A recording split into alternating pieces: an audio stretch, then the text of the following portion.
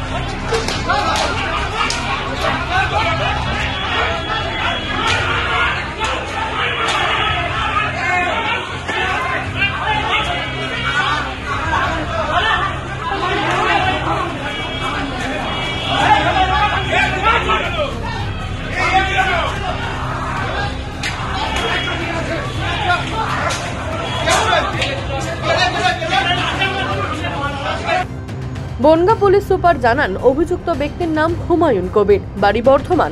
যাদবপুরে পড়াশোনা শেষ করে দিল্লিতে এক কোম্পানিতে ইঞ্জিনিয়ার হিসেবে কর্মরত ছিলেন। এই সেই হুমায়ুন যে মেমারিতে সকালবেলায় বাবা মাকে খুন করে গা ঢাকা দিয়েছিল আর সন্ধ্যাবেলা বনগাঁ এসে হামলা চালায়। আজকে 6:30 পর বনগাঁও থানা একটা ইনফরমেশন আছে কি একজন আসামি 4 জন লোকজনকে ছুরি দিয়ে ইঞ্জুরি করেছে। খবর পাওয়ার পর সঙ্গে সঙ্গে পুলিশ ওখানে পৌঁছায়। 4 জন যারা স্ট্যাব ইঞ্জুরি পেয়েছিল ওদেরকে ইমিডিয়েটলি যে আমাদের বনগাঁও সুপার স্পেশালিটি হসপিটাল আছে ওখানে নিয়ে যাওয়া হয়। যে ছুরি চালিয়েছে ওকেও আটক করা হয়। ওনার নাম ছিল হুমায়ুন কবির, 35 বছর ওনার বয়স রয়েছে। অ্যান্ড ওনার যে অ্যাড্রেসটা রয়েছে ওটা মেমারি বলছেন, প্রথমত বর্ধমান ওনার বাড়ি। অ্যান্ড যারা যারা ইনজার্ড হয়েছে ওটা নাম হচ্ছে, প্রথম হচ্ছেন গফর আলী মন্ডল, সেকেন্ড নাম হচ্ছেন যে ভিকটিম রয়েছেন মেহর উদ্দিন মন্ডল, বয়স হচ্ছে 60। থার্ড পার্সন যে মানে ইনজার্ড হয়েছেন হচ্ছে সফিয়ার মন্ডল, বয়স হচ্ছে 70। অ্যান্ড ফোর্থ হাসানুর মোল্লা, 26 বয়স ওনার রয়েছে। লাস্টে আমরা ইমিডিয়েটলি ওদের ট্রিটমেন্ট ব্যবস্থাটা করানো হয়। তারপরে যখন অ্যাকিউজটাকে থানায় যখন আমরা নিয়ে আসি তখন পিও থেকে মতিগঞ্জ মোড় কাছে যে খানকা শরীফ আছে ওখান থেকে কিছু লোকজন অ্যারাউন্ড 100 to 150 এটা থানায় আসে যে আসামিকে নিজে হাতে তুলে দেওয়ার জন্য ওরা দাবি করে। ইমিডিয়েটলি পুলিশকে বাধ্য হয় ওদেরকে এখান থেকে আমাদেরকে একটু ফোর্স ইউজ করে ওদেরকে এখান থেকে ডিস্টার্ব করা হয়। অন দ্য স্পট আমরা 10 জনকে ধরেছি অ্যান্ড ওরাও আমাদের কাস্টাডিতে রয়েছে। এটা যে আমরা যে রয়েছে যে লোকজনকে যে আমরা ধরেছি 10 জন যা আজকে করেছে, রিউমার মঙ্গারিং জন্য আমাদের শুধু বলার আছে এখানে কোনো কমিউনাল ব্যাপার নেই।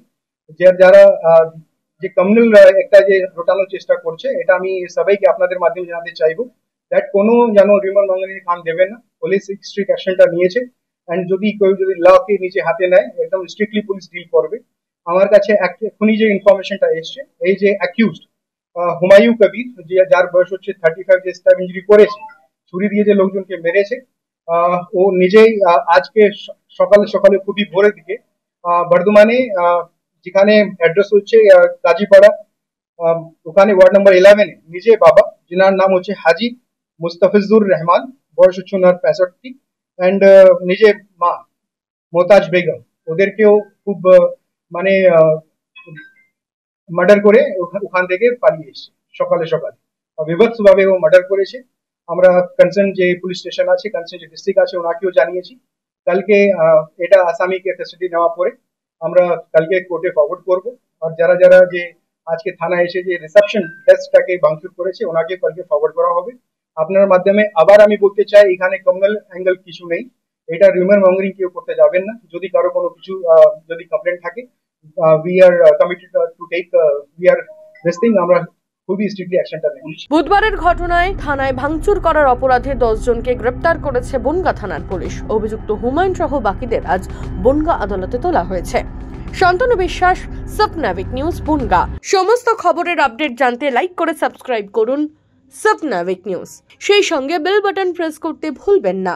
আপনাদের একটা সাবস্ক্রিপশন আমাদের জন্য অত্যন্ত মূল্যবান। একই সঙ্গে ফলো করুন আমাদের হোয়াটসঅ্যাপ চ্যানেলটিও। জয় হিন্দ।